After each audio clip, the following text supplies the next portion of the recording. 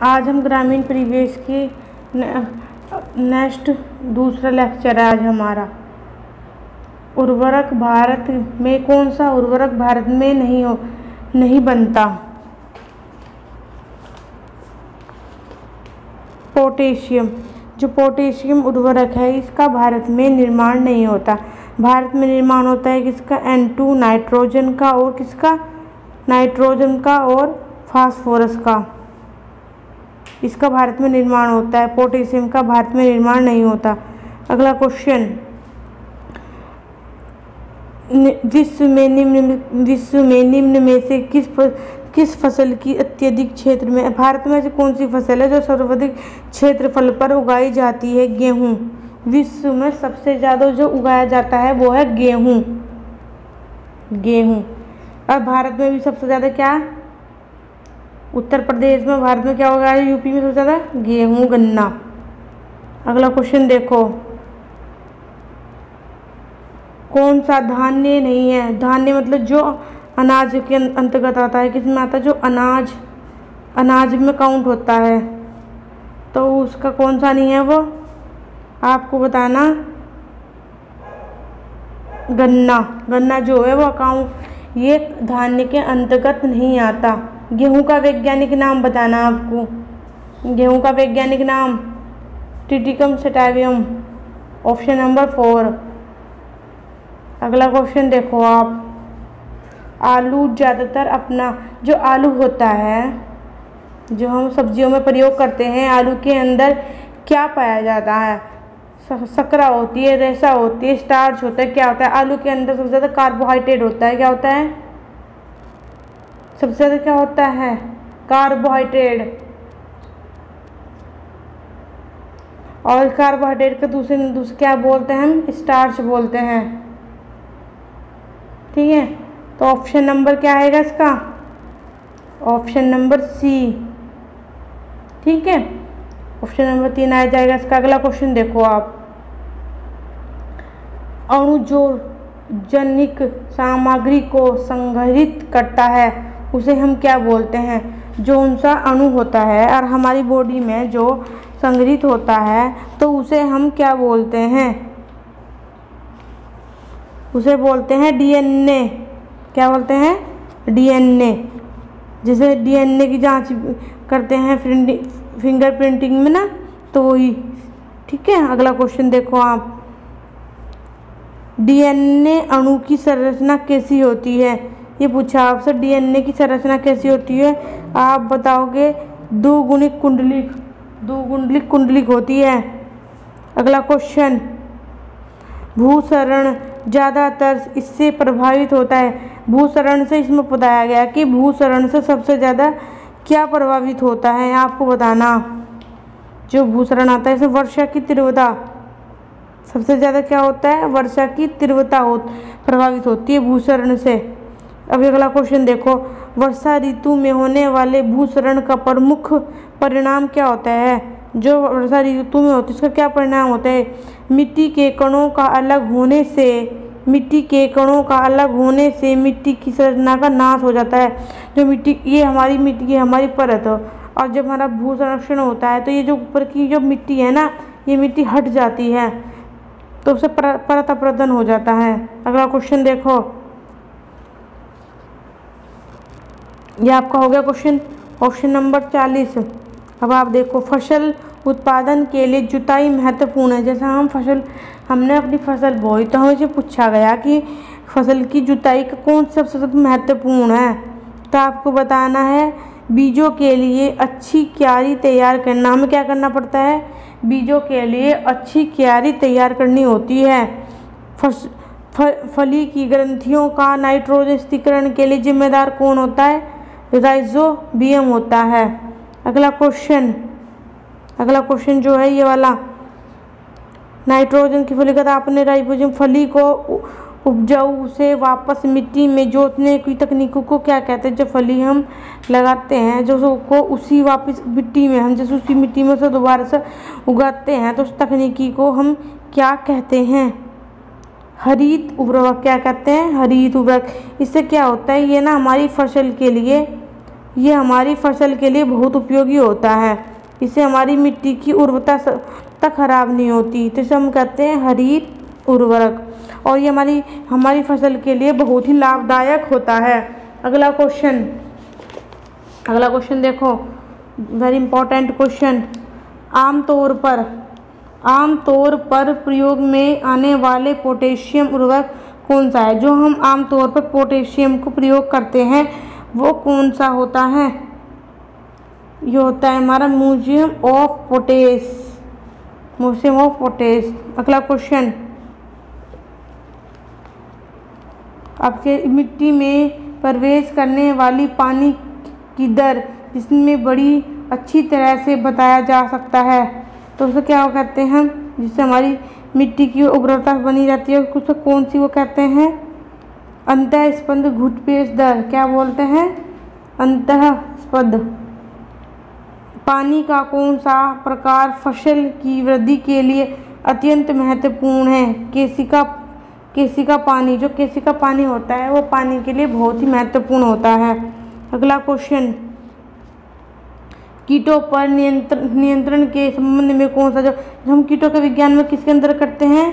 कीट विज्ञान क्या है? एंटोलॉजी कहते हैं इसको। क्या कहते हैं? एंटोलॉजी। अगला देखो आप, ये हमारा अपतरण। जो अपतरण होता है तो हम इसका क्या में प्रयोग करते हैं? अपतरण का जो हमारा ये अपतरण होता है, इसे पिस वनस्पति वृद्धि वही होती है जिसकी वहाँ मांग ना हो। ये क्या होता है? जो हमारे होते हैं क्या होता है जहाँ हमें डिमांड नहीं होती, ये वनस्पति होती है ना, ये बहुत जल्दी ग्रो करती हैं, सारे में फैल जाती हैं, जो हमारी फसल को भी बहुत ही नुकसान करती हैं। हमें इनकी आवश्यकता नहीं होती लेकिन ये फिर भी बड़ी मात्रा में वृद्धि करती हैं, जिससे हमारी फसलों के लिए हानिकारक हो जाती हैं। अब देखो अगला क्वेश्चन आप, अवक्षेपण। इसका एक और नाम है। जो अवक्षेपण होता है इसका और दूसरा क्या नाम होता है? जो इसका क्या नाम होता है? वर्षा को ही बोलते हैं। आपसे पूछा जाएगा कि यही वर्षा है, वर्षा का दूसरा नाम बताओ, तो क्या बताओगे? अवक्षेपण इसका नाम होता है। ठीक है, और ये हमारा हो गया, ये आता है सापेक्ष आर्द्रता जो होती है। आर्द्रता हम किस में नापते हैं? आर्द्रता को हम आर्द्रता जहाँ भी शब्द आ जाएगा, देखो ये आ गया हमारा आर्द्रता। जो शब्द आ गया तो हमें ऐसा आपको नमी देखना, एक शब्द देखना बस, नमी। अब आप देखो इसमें नमी किस में दी गई हुई है? ऑप्शन नंबर 3 में दी है नमी। आर्द्रता से हम नमी का, वायु में स्थित नमी का प्रतिशत, नमी आपको बस एक नमी देखना बस जहाँ आर्द्रता दी हुई है, आपको उससे रिलेट करना है सब। जैसे ये दे रखा वर्षा मापक, वर्षा में इनमें से किससे मापते हैं वर्षा को? तो इसमें मापते हैं मिलीमीटर में। वर्षा को किस में नापते हैं? जब आपको पूछा जाएगा कि वर्षा को किस में नापते हैं तो आप बताओगे इसमें मिलीमीटर में। ठीक है, अगला क्वेश्चन देखो, दूध में पाई जाने वाली शर्करा को क्या कहते हैं? एक दूध में शर्करा पाई जाती है तो दूध में क्या होता है? लैक्टोज शर्करा होती है। और आपसे ये पूछ लिया जाएगा कि जो दूध है, दूध का रंग जो वाइट होता है, जो सफ़ेद होता है दूध का रंग, वो किसके कारण होता है? तो आप बताओगे केसीन प्रोटीन होती है। केसीन प्रोटीन होती है, उससे दूध का रंग कैसा होता है? वाइट। और जो गाय का दूध जो पीला होता है वो क्या के कारण होता है? कैरोटीन के कारण। किसके? कैरोटीन के कारण पीला होता है। और जो दूध है ना, दूध में विटामिन सी नहीं मिलता, और दूध होता है, दूध में आयरन भी नहीं मिलता। क्या नहीं मिलता? आयरन की भी कमी होती है और विटामिन सी की भी कमी होती है। और दूध में जो पाया जाती है कौन सी शर्करा? उस शर्करा का नाम लैक्टोज है। उस शर्करा का क्या नाम है? लैक्टोज। और आपको बता दिया कि क्या दूध का रंग किसके कारण, जो भैंस का दूध जो होता है वो जो वाइट होता है वो किसके कारण होता है? वो होता है हमारा लैक्टोज शर्करा के कारण। और जो गाय का दूध है, जो जो गाय का दूध जो पीला होता है, पीलापन जो दूध में होता है वो क्या के कारण होता है? कैरोटीन के कारण। ये आपका क्लियर होगा क्वेश्चन। अब अगला क्वेश्चन देखो, अगला क्वेश्चन आपको ये देखना, क्वेश्चन नंबर 52 में देखो, स्तन ग्रंथि से प्रथम जो दूध स्राव होने वाला होता है उसे हम क्या कहते हैं? क्या बोलते हैं उसको? खीस बोलते हैं। जिससे गाय भैंस बच्चा देती है तो उस पर जो दूध निकाल, बच्चा पैदा होने के बाद जो दूध होता है उसे क्या बोलते हैं? खीस बोलते हैं, उसे खीस बोलते हैं उसको। और जो ये ऑक्सीटोसिन होता है, ये क्या होता है? ऑक्सीटोसिन ये हार्मोन होता है। इससे क्या होता है? ये ना दूध पैदा करने, मतलब दूध देने के लिए गाय भैंसों में लगाया जाता है। और एक गाय, ये जो आप देखते होंगे लौकी के अंदर भी ऑक्सीटोसिन का इंजेक्शन लगाया जाता है, जिससे कि लौकी अगली रात में बहुत बड़ी हो जाती है। इससे ऑक्सीटोसिन लगी हुई कोई भी चीज़ों का प्रयोग नहीं करना चाहिए, क्योंकि ऑक्सीटोसिन कैंसरजनक होता है। अगला क्वेश्चन, प्रकाश संश्लेषण। जो प्रकाश संश्लेषण जो है ना, प्रकाश संश्लेषण बताना आपको। जो प्रकाश संश्लेषण कैसी क्रिया है? ये ऑक्सीकरण और अपचयन क्रिया है। कैसी क्रिया है? ऑक्सीकरण अपचयन प्रतिक्रिया है। और ऑक्सीजन में जो प्लांट होते हैं ना, जो पौधे होते हैं वो क्या करते हैं? वो कार्बन डाइऑक्साइड को तो ग्रहण करते हैं और ऑक्सीजन जो होती है हमारी O2 को वातावरण में छोड़ते हैं। इसीलिए कहा जाता है कि मनुष्य को रात को पेड़ के नीचे नहीं सोना चाहिए, क्योंकि पेड़ रात को कार्बन डाइऑक्साइड निकालते हैं और दिन में पेड़ ऑक्सीजन निकालते हैं, कार्बन डाइऑक्साइड ग्रहण करते हैं। एकमात्र ऐसा पेड़ है जो रात को भी ऑक्सीजन छोड़ता है। कौन सा पेड़ है वो? बरगद का पेड़। ठीक है, अगला क्वेश्चन देखो आप। भारत का भौगोलिक विस्तार कितना है? भारत का भौगोलिक विस्तार पूछा आपसे, तो यह है 328। लास्ट में जो है उसमें 328 है। ये क्वेश्चन इसी तरह से एग्जाम में आया था, इसलिए मैंने ये क्वेश्चन भी आपके इसमें डाल दिया कि जैसे कि आपको ये क्वेश्चन समझ में आ जाए। जो भारत है, ये भारत जो है, भारत जो हमारा उत्तर पूर्वी अक्षांश में स्थित है।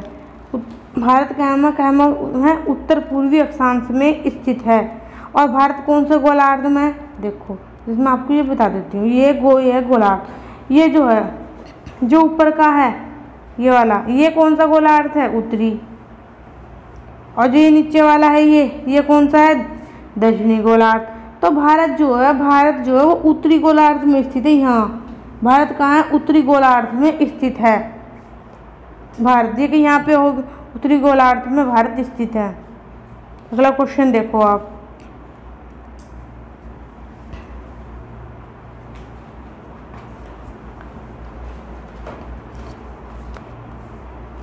शाकनाशी को किसके नियंत्रण के लिए उपयोग में किया जाता है? जो हम शाकनाशी होती हैं और हम इन अपने नियंत्रण करते हैं, जो किस लिए करते हैं आप बताओ? जो शाकनाशी होती है, आप किसान जो शाकनाशी का प्रयोग करता है वो किस में करता है?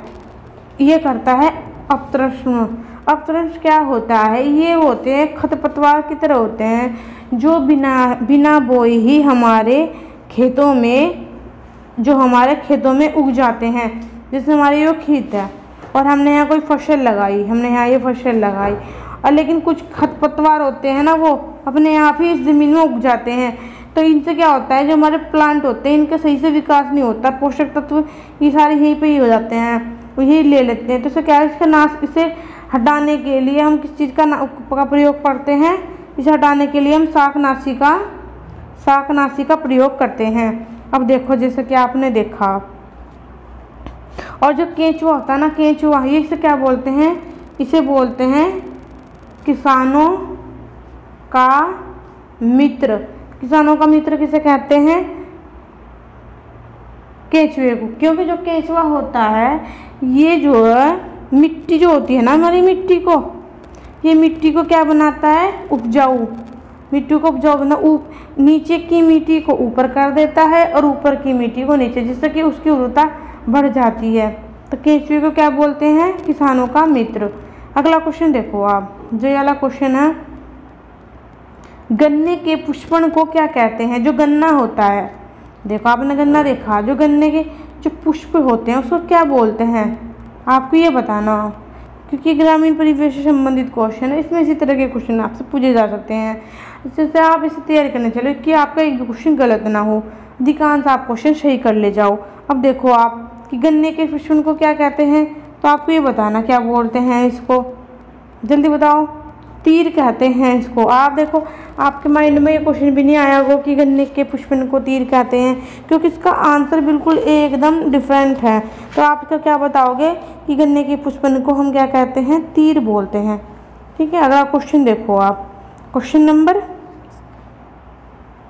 57। अब देखो इसमें गैस जो है विश्व तापन, मतलब विश्व तापन को क्या बोलते हैं?